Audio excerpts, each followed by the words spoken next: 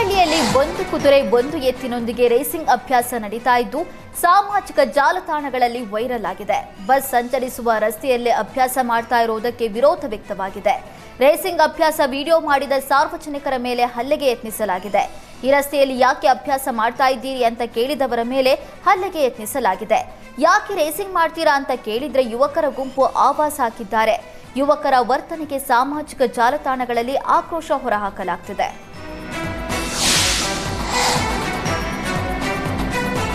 ಮೈಸೂರು ತಾಲೂಕಿನ ಮೀನಾಕ್ಷಿಪುರದ ಹಿನ್ನೀರಿನಲ್ಲಿ ಈಜೋದಕ್ಕೆ ತೆರಳಿದ್ದ 3 ವಿದ್ಯಾರ್ಥಿಗಳು ಮೃತಪಟ್ಟಿದ್ದಾರೆ.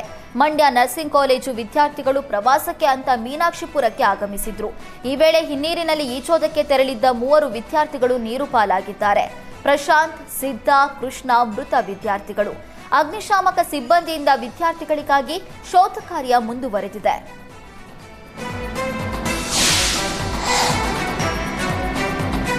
ವ್ಯಾಪಾರಿಗಳಿಗೂ ಟ್ಯಾಕ್ಸ್ ಬರೆ ಬೀಳ್ತಾ ಇದ್ದು ಸರ್ಕಾರದ ವಿರುದ್ಧ ಸಮರ ಸಾರಿದ್ದಾರೆ.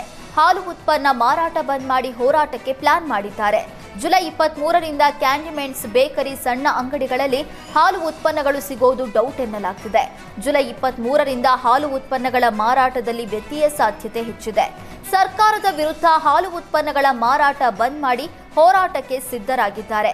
ಕಪ್ಪು ಪಟ್ಟಿ ಧರಿಸಿ ಜುಲೈ 25ರಂದು ಫ್ರೀಡಂ ಪಾರ್ಕ್ನಲ್ಲಿ ಬೃಹತ್ ಪ್ರತಿಭಟನೆಗೆ ನಿರ್ಧರಿಸಲಾಗಿದೆ. ಕಾರ್ಮಿಕ ಪರಿಷತ್ನಿಂದ ಪ್ರತಿಭಟನೆಗೆ ಕರೆ ಕೊಡಲಾಗಿದೆ.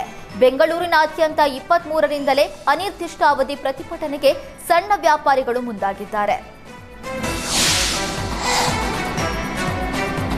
ಯುಪಿಐ ಪಾವತಿಗೆ ವ್ಯಾಪಾರಿಗಳು ಗುಡ್ ಬೈ ಹೇಳೋದಕ್ಕೆ ಸಿದ್ಧರಾಗಿದ್ದು ತೆರಿಗೆ ಮಾಹಿತಿ ನೀಡೋದಕ್ಕೆ ವಾಣಿಜ್ಯ ತೆರಿಗೆ ಇಲಾಖೆ ಮುಂದಾಗಿದೆ. ಜಿಎಸ್ಟಿ ಹಾಗೂ ವ್ಯಾಪಾರಿಗಳ ವಹಿವಾಟಿನ ಬಗ್ಗೆ ಅರಿವು ಮೂಡಿಸಲಿದ್ದಾರೆ. ಸರಕು ಮತ್ತು ಸೇವಾ ತೆರಿಗೆ ನೋಂದಣಿ ಬಗ್ಗೆ ಅರಿವು ಮೂಡಿಸಲಾಗುತ್ತಿದೆ. ಜಿಎಸ್ಟಿ ನೋಂದಣಿಗೆ ಕನಿಷ್ಠ ವಾರ್ಷಿಕ ವಹಿವಾಟಿನ ಬಗ್ಗೆ ಅರಿವು ಮೂಡಿಸಲಾಗುತ್ತೆ. ಸರಕುಗಳ ವಹಿವಾಟು 40 ಲಕ್ಷ ಮೀರಿದ್ರೆ ಜಿಎಸ್ಟಿ ನೋಂದಣಿ ಕಡ್ಡಾಯವಾಗಿರಲಿದೆ. ಸೇವಾ ವಹಿವಾಟು 20 ಲಕ್ಷ ಮೀರಿದ್ರೆ ಜಿಎಸ್ಟಿ ನೋಂದಣಿ ರಿಜಿಸ್ಟರ್ ಮಾಡಿಸಬೇಕಿದೆ. ಹಾಲು, ಹಣ್ಣು, ತರಕಾರಿ ಮಾರಾಟಕ್ಕೆ ಜಿಎಸ್ಟಿ ನೋಂದಣಿಯ ಅಗತ್ಯವಿಲ್ಲ. ಆದರೆ ತುಪ್ಪ, ಐಸ್ ಕ್ರೀಂ, ಎಣ್ಣೆ ವ್ಯಾಪಾರ ಜಿಎಸ್ಟಿ ವ್ಯಾಪ್ತಿಗೆ ಬರಲಿದೆ. ತೆರಿಗೆ ಪಾವತಿಸದ ವ್ಯಾಪಾರಿಗಳ ಅಹವಾಲು ಸಲ್ಲಿಸೋದಕ್ಕೆ ಅವಕಾಶ ನೀಡಲಾಗುತ್ತೆ. ವರ್ತಕರ ವಹಿವಾಟಿಗೆ ಹಾಗೂ ವ್ಯಾಪಾರಕ್ಕೆ ಸಂಬಂಧಪಟ್ಟಂತೆ ಪೂರಕ ದಾಖಲೆಗಳನ್ನು, ಸಾಕ್ಷಿಗಳನ್ನು ಸಲ್ಲಿಸಬಹುದಾಗಿದೆ.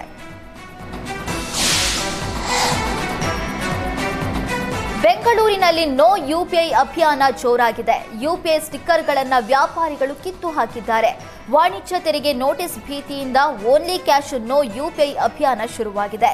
ಯುಪಿಐ ಮೂಲಕ ವ್ಯಾಪಾರ ಮಾಡಿದ್ರೆ ನಮಗೂ ನೋಟಿಸ್ ಬರ್ಬೋದು ಅನ್ನುವ ಭೀತಿ ಹೆಚ್ಚಾಗಿದೆ.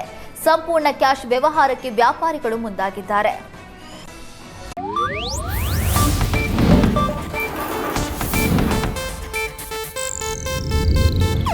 ಇದು ಏಷ್ಯಾನೆಟ್ ನ್ಯೂಸ್ ನೆಟ್ವರ್ಕ್ ಪ್ರಸ್ತುತಿ.